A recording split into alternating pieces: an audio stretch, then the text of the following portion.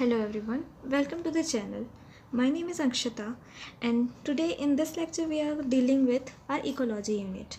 तो इकोलॉजी में हमारे 4 चैप्टर आते हैं. First is organism and population, second ecosystem, third biodiversity and conservation and fourth is environmental issue. तो 2 चैप्टर शायद कैंसिल हो चुका है नीट में, तो 2 नहीं पढ़ेंगे, 2 पढ़ना है हमें. ठीक है, सबसे पहले बात करते हैं इकोलॉजी क्या होता है. Ecology is the study of organism and how they interact with the environment around them. ठीक है, इन्वायरमेंट हमारा कौन सा फैक्टर होता है? ए बायोटिक फैक्टर होता है, ए बायोटिक फैक्टर. ठीक है, लेवल ऑफ कॉम्प्लेक्सिटी देख लेते हैं इसमें. Ecology is basically concern with 4 levels of biological organization. First is organism, population, communities, ecosystem and biome. Organism, बहुत सारे ऑर्गेनिज्म मिलकर बनाते हैं पॉपुलेशन. बहुत सारे पॉपुलेशन जब मिलते हैं तो कम्युनिटी बनती है, देन बहुत सारी कम्युनिटी बनती है तो इकोसिस्टम बनता है. देन इकोसिस्टम के बाद बहुत सारे इकोसिस्टम मिल जाते हैं तो बायोम बनाते हैं. जब बहुत सारे बायोम मिल जाते हैं एक साथ तो वो बायोस्फीयर बना देते हैं. ठीक है, अब बात करते हैं. देखो, पॉपुलेशन क्या होता है? Single species. Single species is population. Community क्या होता है? Many species. Community many species, बहुत सारी स्पीशीज़ आ गई ना इसमें. जब बहुत सारे स्पीशीज़ मिल जाते हैं तो कम्युनिटी बनाते हैं. इकोसिस्टम, इकोसिस्टम में बायोटिक प्लस ए बायोटिक फैक्टर दोनों ही कंसीडर किए जाते हैं. और बायोम, बहुत सारे जब ecosystem, many ecosystem is biome. Many ecosystem is biome. Biome India में 4 मेजर बायोम हैं, देख लेते हैं. मेजर बायोम्स ऑफ इंडिया 4 हैं. Tropical rain forest, deciduous and desert, then sea coast. ये होते हैं, ये हैं 4 इंडिया के मेजर बायोम. एनसीईआरटी में एक ग्राफ दिया हुआ है. प्रेसिपिटेशन, एनुअल प्रेसिपिटेशन और मीन एनुअल टेम्परेचर के बीच का ग्राफ दिया हुआ है. तो ग्राफ ऐसा कुछ है, यहाँ पे दिया है एनुअल प्रेसिपिटेशन इन सेंटीमीटर्स, और यहाँ दिया हुआ है मीन एनुअल टेम्परेचर. यहाँ पे टेम्परेचर दिया, ठीक है, डिग्री सेल्सियस में. तो हमारे पास 4 मेजर बायोम हैं.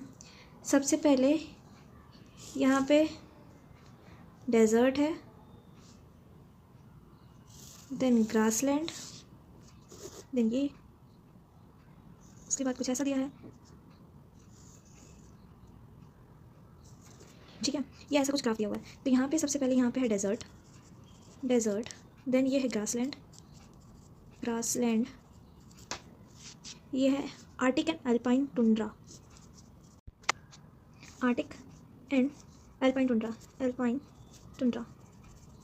यहाँ पे है कॉनिफरस,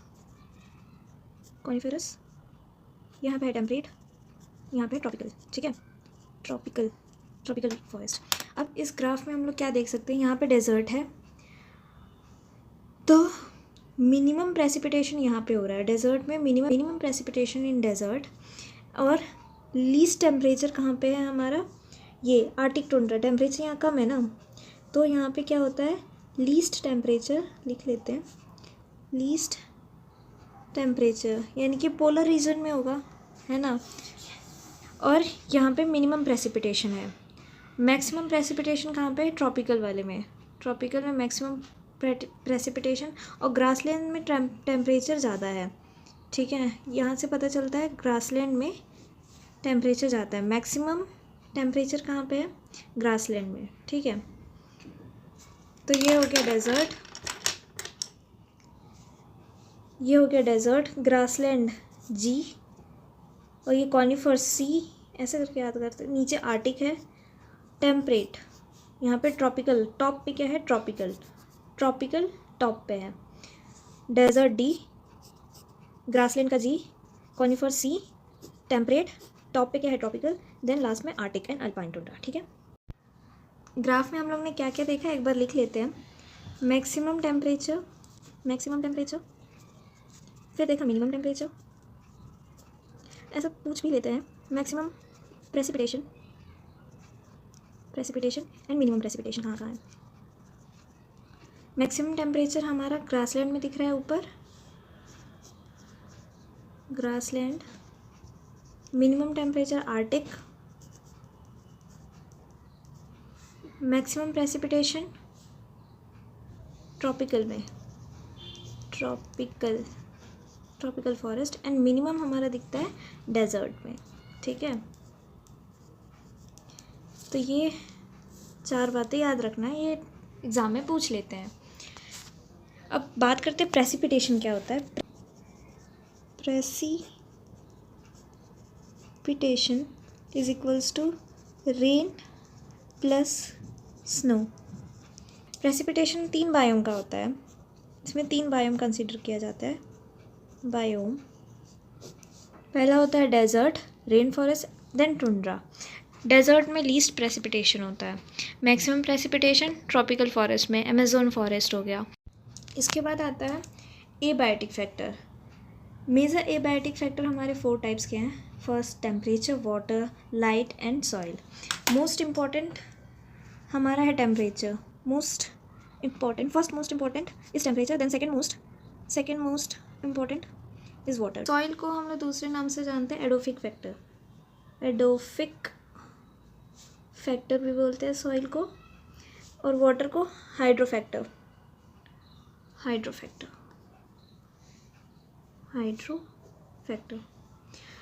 ये हो गया एबायोटिक। बायोटिक में क्या क्या हो सकता है। पैथोजन, बायोटिक मीन्स नाम से ही पता चल रहा है, बायो मीन्स लिविंग। तो बायोटिक में क्या क्या इंक्लूड हो सकता है। पैथोजन, पैरासाइट, प्रीडेटर्स और जो भी कॉम्पिटिटर्स होते हैं वो। इस चैप्टर में हम लोग 2 टर्म्स जो है, 2 वर्ड हम लोग बहुत कॉमनली यूज़ करने वाले हैं। पहला है Yuri and second one is steno. Yuri denotes wide range and steno denotes narrow range. Yuri जहाँ पे भी वर्ड यूज़ हो रहा है इसका मतलब समझ लेना वाइड रेंज के बारे में बात कर रहे हैं। जहाँ पे स्टीनो यूज़ कर रहे हैं वहाँ समझ लेना कि हम नैरो रेंज की बात कर रहे हैं। फॉर एग्जांपल यूरी हेलाइन,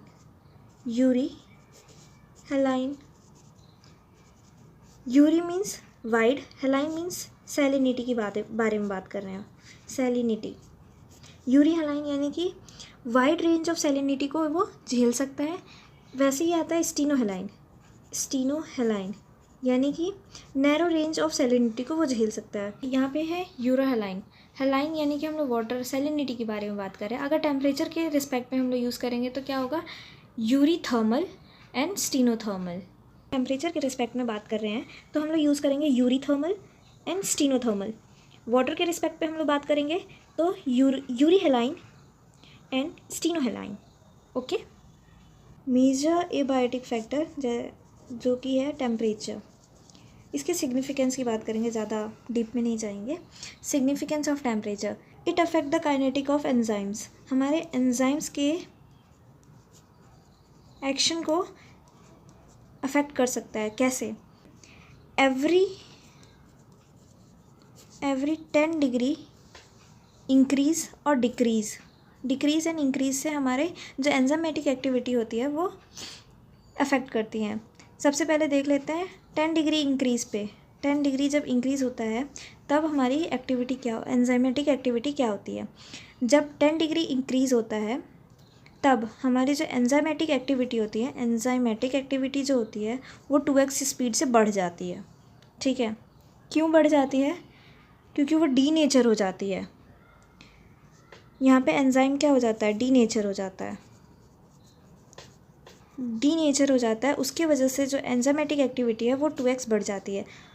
और 10 डिग्री डिक्रीज़ करेंगे जब टेम्परेचर, तो जो एंजाइम होगा वो इनएक्टिव हो जाएगा। जब इनएक्टिव हो जाएगा तो x/2 की स्पीड से डिक्रीज़ होगा, वो मतलब हाफ़ हो जाएगा। यहाँ पे डबल हो जा रहा था, यहाँ पे हाफ़ हो जाएगा। क्यों हो जा रहा है, क्योंकि जो एंजाइम है वो इनएक्टिव हो गया। नेक्स्ट हम लोग सेकेंड मेजर एबायोटिक फैक्टर के बारे में बात करते हैं, जो कि है वाटर। हाइड्रो फैक्टर भी बोलते हैं। इसमें बेसिकली हम लोग सैलिनिटी के बारे में पढ़ेंगे। सैलिनिटी जो होता है वाटर का, हम लोग किस में मेज़र करते हैं, पार्ट्स पर 1000 में। ठीक है, पार्ट्स पर 1000 में हम लोग सैलिनिटी मेज़र करते हैं। Less than 5 inland water, 30 30 to 35 sea water का and more than 100 hyposaline water का, ठीक है। फिर इसमें आ जाता है यूरोहलाइन, स्टीनोहलाइन, यानी कि नैरो रेंज और wide range. Next abiotic factor is light. जैसा कि बताया, लाइट एक एनर्जी का सोर्स है। ये फूड प्रोडक्शन में हेल्प करता है by the process of photosynthesis. अब कुछ पौधे होते हैं जो कि लो लाइट में ग्रो करते हैं, जैसे कि हर्ब्स और शर्ब्स जो होते हैं वो लो लाइट इंटेंसिटी प्रेफर करते हैं। इस क्यों, यहाँ पे स्ट्रेटिफिकेशन डिस्ट्रीब्यूशन होता है। स्ट्रेटिफिकेशन मतलब वर्टिकल डिस्ट्रीब्यूशन होता है, पहले बड़े बड़े प्लांट्स, फिर उससे छोटे, फिर उससे छोटे, ऐसे होते हैं। जो छोटे प्लांट्स होते हैं यानी कि हर्ब्स और शर्ब्स होते हैं, वो बड़े प्लांट्स के छत्र छाया में आ जाते हैं, यानी कि बड़े प्लांट्स उसे ढक देते हैं। इसीलिए छोटे प्लांट्स अडेप्ट हो चुके हैं लो लाइट इंटेंसिटी में ग्रो करने के लिए, ओके। फिर है सॉइल। सॉइल कैसे बनता है? वेदरिंग ऑफ रॉक्स, उससे सॉइल प्रोड्यूस होता है। नेक्स्ट बात करते हैं responses to abiotic factor.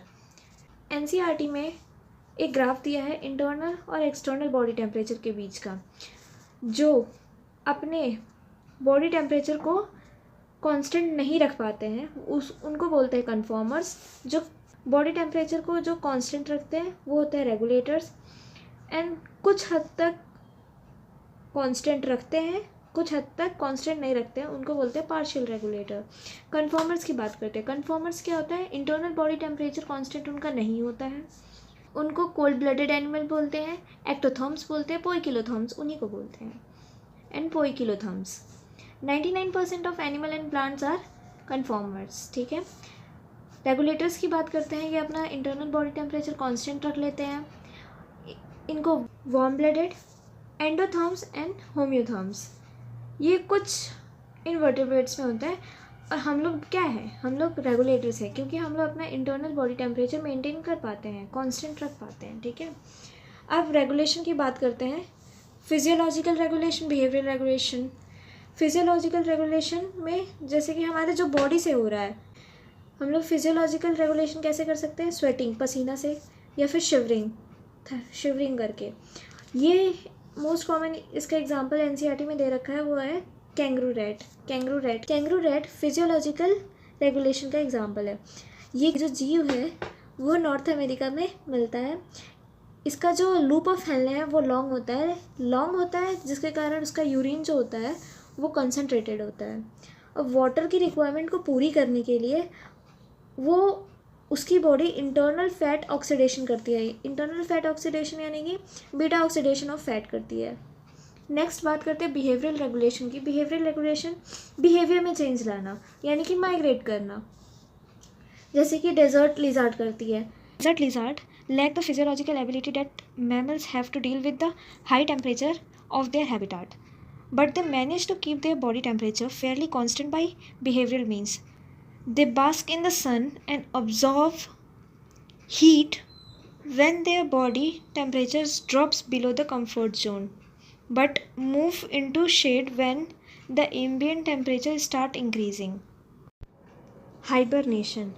Hibernation, winter sleep.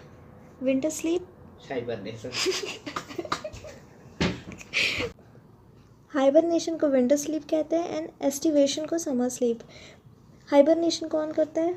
Polar bears. Aestivation snails and fishes.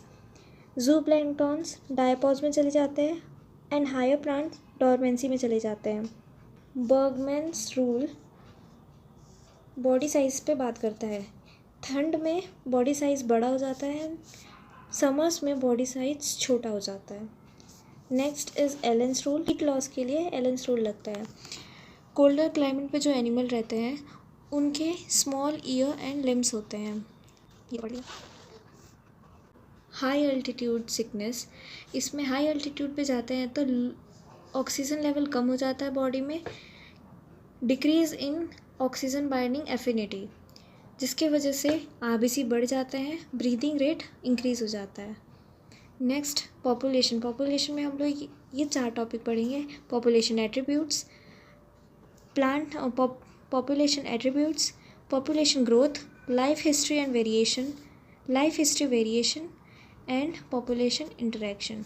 सबसे पहले पॉपुलेशन एट्रीब्यूट्स, इसमें हम लोग पढ़ेंगे एज पिरामिड। 3 तरह के पिरामिड है, expanding, stable and declining. Expanding pyramidal shape होता है, स्टेबल बेल शेप्ड होता है, जिसमें pre reproductive and reproductive equally होते हैं और पोस्ट कम होता है। Bell shaped. डिक्लाइनिंग, इसमें सिर्फ रिप्रोडक्टिव वाले ज़्यादा होते हैं, पोस्ट एंड प्री वाले कम होते हैं। ऑन शेप, पॉपुलेशन डेंसिटी में बर्थ होता है तो ये ऐड होता है, डेंसिटी ऐड होती है, डेंसिटी इंक्रीज़ होती है, तो ये पॉजिटिव इफेक्ट दे रहा है बर्थ। कोई इमाइग्रेट होता है, बाहर से कोई आता है, तब भी हमारी डेंसिटी इंक्रीज़ होती है। किसी का डेथ होता है तो वो नेगेटिव इम्पैक्ट हो गया, मतलब इस पॉपुलेशन डेंसिटी कम हो रही है। और ई माइग्रेशन में भी पॉपुलेशन डेंसिटी कम हो रही है, यानी कि ई माइग्रेशन एग्जिट कर रहा है कोई डेंसिटी से, ठीक है। तो इसका इक्वेशन बन जाता है NT+1 is equals to NT, N population density at time T plus birth plus immigration यानी कि ऐड हो रहे हैं दोनों, जो भी पॉपुलेशन डेंसिटी में ऐड हो रहे हैं उनको सम करके माइनस जो भी पॉपुलेशन डेंसिटी से एग्जिट हो रहे हैं उसको सम करके जो भी इनका डिफरेंस होगा उसको population density at time T के साथ सम कर देंगे, तो NT+1 हमारा आ जाएगा। ग्रोथ की बात करते हैं। ग्रोथ 2 टाइप्स के हैं, एक्सपोनेंशियल जिसको बोलते हैं geometric growth and logistic growth. Exponential growth में क्या होता है, rate of population density is equals to RN। इसमें R क्या है, intrinsic factor, N is logistic growth curve. इसका इक्वेशन होता है dN/dt, rate of population density is equals to RN into K-N/K। इसका ग्राफ होता है, यहाँ पे y एक्सिस पे पॉपुलेशन डेंसिटी है और टाइम है x एक्सिस पे। जो एक्सपोनेंशियल का ग्राफ होता है वो J शेप का ग्राफ होता है, J शेप्ड, एंड लॉजिस्टिक का होता है सिग्मॉइड शेप। तो ये इसका ग्राफ है। इसमें R क्या है, intrinsic factor, K carrying capacity, E is the natural base of natural logarithm, NT population density at time T is equals to population density at time 0 into e to the power RT। E is base of natural logarithm। ये question पूछा गया था NEET में, अभी हाल ही में NEET में question पूछा गया था, E क्या है, तो E is the base of natural logarithm. Population interaction में ये 6 इंटरेक्शन हमें पढ़ने हैं, mutualism, competition, parasitism, predation, commensalism, amensalism. Mutualism में दोनों को ही प्रॉफिट होता है, इसलिए म्यूचुअलिज्म प्लस प्लस से डिनोट करते हैं क्योंकि दोनों को बेनिफिट हो रहा है। कंपटीशन दोनों को लॉस होता है, माइनस माइनस। पैरासिटिज्म एक को फ़ायदा एक को नुकसान, वैसे ही प्रीडेशन एक को फ़ायदा एक को नुकसान।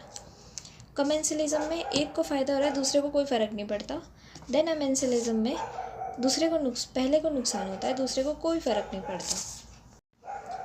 म्यूचुअलिज्म दोनों को फ़ायदा होता है। इसके एग्जांपल लाइकेन हो गया, लाइकेन।